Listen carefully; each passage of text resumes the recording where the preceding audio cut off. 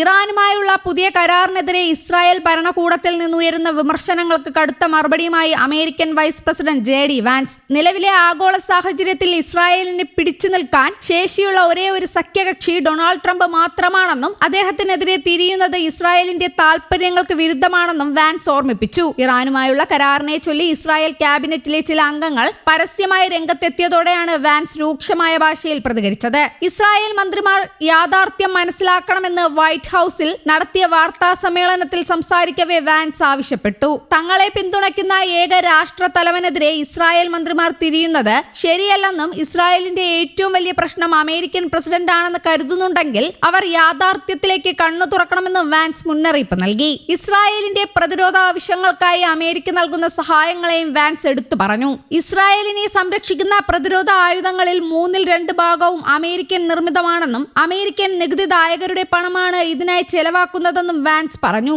Israel പ്രധാനമന്ത്രി നെതന്യാഹുവിനെ ഒഴിവാക്കി അദ്ദേഹത്തിന്റെ മന്ത്രിസഭയിലെ തീവ്ര വലതുപക്ഷ മന്ത്രിമാർക്കെതിരെയാണ് വാൻസ് പ്രധാനമായും ആഞ്ഞടിച്ചത്. കരാറിനെതിരെ വിമർശനങ്ങൾ ഉന്നയിച്ച ധനമന്ത്രി ബെസാലെൽ സ്മോട്രിച്ച്, ദേശീയ സുരക്ഷാ മന്ത്രി ഇറ്റാമർ ബെൻ ഗീർ എന്നിവരെ ലക്ഷ്യമിട്ടായിരുന്നു വാൻസിന്റെ പരാമർശങ്ങൾ. നിങ്ങൾ 9 ദശലക്ഷം ജനസംഖ്യയുള്ള ഒരു രാജ്യമാണ്. എല്ലാ ദേശീയ സുരക്ഷാ പ്രശ്നങ്ങളും ആക്രമണത്തിലൂടെ മാത്രം പരിഹരിക്കാൻ കഴിയില്ല, വാൻസ് പറഞ്ഞു. ഇറാനുമായുള്ള കരാറിനെ ചൊല്ലി ഇസ്രായേലിൽ നടക്കുന്ന ആശങ്കകൾ അടിസ്ഥാനരഹിതമായ തെറ്റിദ്ധാരണകൾ മൂലമാണെന്നും വാൻസ് അഭിപ്രായപ്പെട്ടു.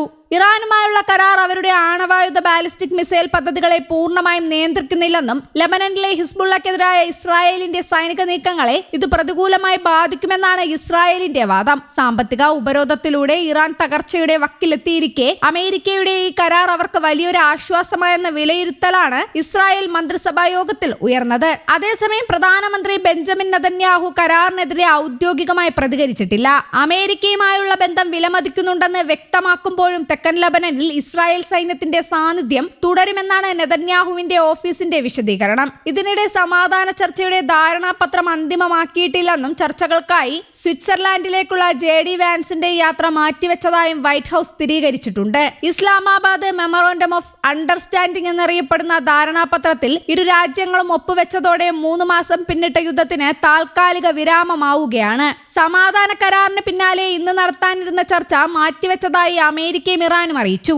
സ്വിറ്റ്സർലാൻഡിലേക്ക് പോകാനിരുന്ന JD വാൻസ് ഇന്ന് ചർച്ചയ്ക്കായി പോകില്ലെന്ന് വൈറ്റ് ഹൌസ് അറിയിച്ചു. വാഷിംഗ്ടണും ടെഹ്റാനും തമ്മിലുള്ള സാങ്കേതിക ചർച്ചകൾ ഇതുവരെ അന്തിമമാക്കിയിട്ടില്ലെന്ന് വൈറ്റ് ഹൌസ് പറഞ്ഞു. ഇരു രാജ്യങ്ങളും തമ്മിലുള്ള ശത്രുത അവസാനിപ്പിക്കുന്നതിനും ഹോർമൂസ് കടലിടുക്ക് വീണ്ടും തുറക്കുന്നതിനും ലക്ഷ്യമിട്ടുള്ള 14 പോയിന്റ് ധാരണാപത്രത്തിൽ US പ്രസിഡന്റ് ഡൊണാൾഡ് ട്രംപും ഇറാൻ പ്രസിഡന്റ് മസൂദ് പെസഷ്കിയാനും ഒപ്പുവെച്ചതിന് പിന്നാലെയാണ് ചർച്ച നടക്കാനിരുന്നത്. ചർച്ച നടത്താൻ തീരുമാനിച്ച പ്രതിനിധി സംഘത്തെ നയിക്കാൻ നിയുക്തനായത് JD വാൻസ് ആയിരുന്നു.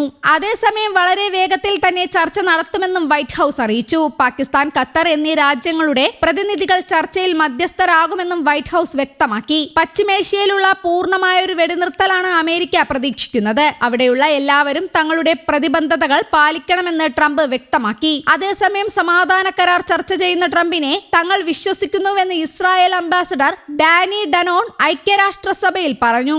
News desk, Kerala Kaumudi.